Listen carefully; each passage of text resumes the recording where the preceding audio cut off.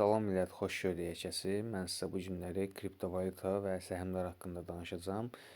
Təbii ki, tam detal verməyəcəm. Yəni vaxtımız çatmır ona, video uzun olmasın deyə qısa müəyyən nüansları diqqətinizə çatdıracağam. Bitget əməkdaşlıq çərçivəsində mən bu videonu çəkirəm və açıqlama bölməsindən referalla qeydiyyatdan keçərək Bitgetə üzv ola bilərsiniz. Digər birjalar kimi də eyni prinsipə sahibdir. Sadəcə burada biraz da üstün cəhətləri odur ki, burada səhmlər də alıb sata bilərsiniz. Video yatırım üçün tövsiyə deyildi. Konkret olaraq bütün məsuliyyət sizin öz üzərinizə düşür. İndi isə keçid alaq videomuza. Deməli, biz kriptovalyuta dedikdə mərkəzi olan və mərkəzi olmayan sistemləri başa düşdük. Yəni istənilən şəxs mərkəzi olmayan sistemdə coin yarada bilir, müəyyən komissiya haqqı ödəyərək satır onu, sonra yoxa çıxa bilir. Amma mərkəzi olan sistemdə coini mən Bitgetə salaramsa, Bitgetə pul ödəyirəm ki, sabahları mənim coinim iflasa gedərsə, Bitget mənim coinimi alan şəxslərə kompensasiya ödəsin. Çünki belə olan halda istifadəçidə şikayət verər və Bitgetə qarşı cinayət işi qaldırılır. Və ona görə də Bitget özünü sığortalayır bu prosesdə, cəmaatın pulunu qaytarmaq üçün. Səhmlərdə isə bu proses biraz başqa cür olur. Sən konkret olaraq Alibaba, Nvidia, AliExpress və digər şirkətlərin payına sahib olmuş olursan və burada sən konkret bilirsən ki, yaradıcı kapitalı və s. kimdir. Amma kriptovalyutada elə coinlər var ki, yaradıcısı bilinmir, yəni heç bir məlumat yoxdur. Atıblar ortaya və cəmaət onu alır, satır. Hər hansısa bir xəbərlə qalxır, hər hansısa bir xəbərlə düşür və konkret olaraq çox yüksək risk daşıyır. Ona görə də mütləq araşdırma və güvənli şeylər almaq lazımdır. Deyə bilərsən ki, necə bilmək, yəni bunu bilim.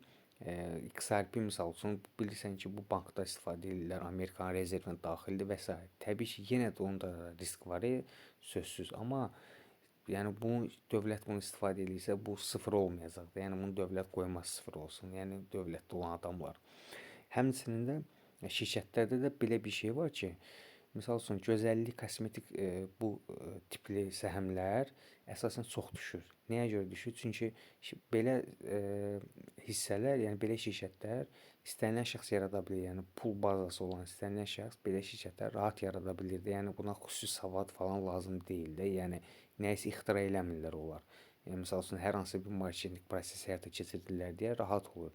Ona görə də sabah onların müflis olma ehtimalı daha çoxdur. Ona görə də siz yenə də səhmdir deyə almayın.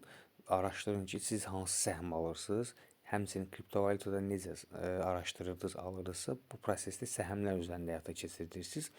Sadəcə kriptovalyutada yüksək dalğalanma baş verə bilər, amma səhmlərdə yüksək dalğalanma baş vermir. O halda baş verir ki, konkret olaraq dünyada dəhşətli bir hadisələr baş versin və yaxud da konkret misal üçün Google-un qiymətdən aşağı düşməsinə konkret olaraq Google-da hər hansısa bir açıq-aşkar açıqlıq ortaya çıxmalıdır, zəifliyi, yəni təhlükəsizlik və s. baxımından insanlar başlamalıdır ki, bunu sataq da, yəni bu batacaq ucu.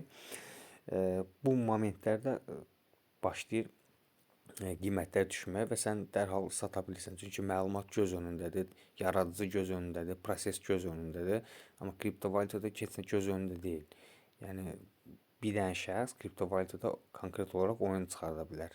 Yəni qiyməti sala bilər, yəni məşhur şəxslər də qiyməti sala bilər, qiyməti qaldıra bilər. Ona görə məsələn siz əgər kriptovalyuta ilə bir yerdə səhm də almaq istəyirsinizsə, Bitgetdən istifadə edin. Binance-da səhm yoxdur, digər birjaları bilmirəm konkret olaraq.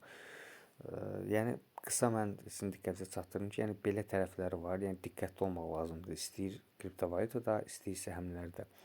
Hamısını analiz edirsiniz, nəzarətdə saxlayırsınız, məlumatlarını izləyirsiniz və belə olan halda siz nələrsə əldə edə bilərsiniz.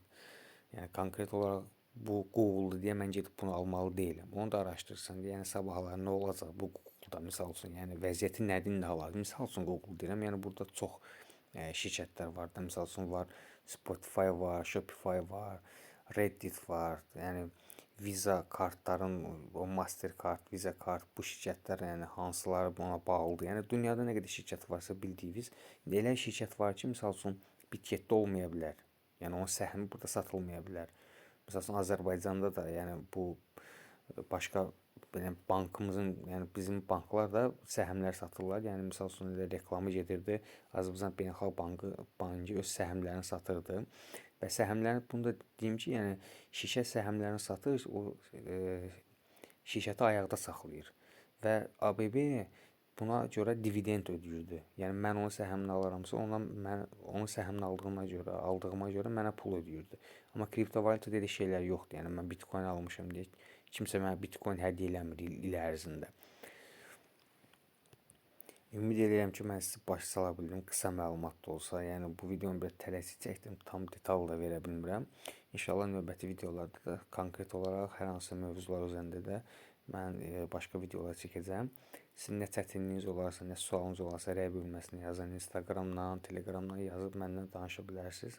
Hər hansı bacardığım, yəni bu işdə dahi deyiləm, amma bacardığım nə varsa cəmaata, yəni bunu pulsuz köməkliyi mən göstərirəm, göstərmişəm də həmişə, köhnədən tanıyanlar bilirlər. Sadəcə kanala abunə olun, videonu izləyin, bəyənin, paylaşın və Bitgetdə mənim referalım üzərindən qeydiyyatdan keçsəz, yəni əgər bu birjaya girmək istəsəz, mənim referalım üzərindən qeydiyyatdan keçin.